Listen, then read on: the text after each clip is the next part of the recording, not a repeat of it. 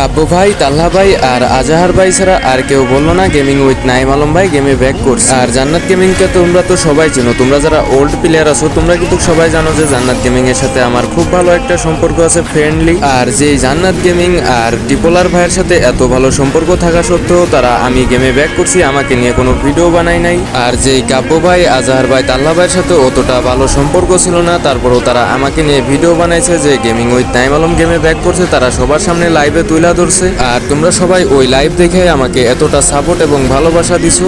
আর সত্যি কথা বলতে কি ভাই, যাদেরকে আমি এতদিন পর ভাবতাম তারাই এখন আপন হয়ে গেছে আমার, আর যাদেরকে আপন ভাবতাম তারাই এখন কিন্তু পর হয়ে গেছে। আর এটাই বাস্তব ভাই, খারাপ সময় না হলে মানুষ চেনা যায় না। আর গাইস, আমি কিন্তু এখন আগের মতো রেগুলার ভিডিও আপলোড দিতেছি না, তো তোমরা যারা আমার এই ভিডিওটা দেখতেছো একটা করে রিপোস্ট আর একটা করে কপি লিঙ্ক করে দাও, যাতে তোমাদের একটা রিপোস্ট বা কপি লিঙ্কের কারণে সবাই জানতে পারে তোমাদের গেমিং উইথ নাইম আলম ভাই গেমে ব্যাক করছে।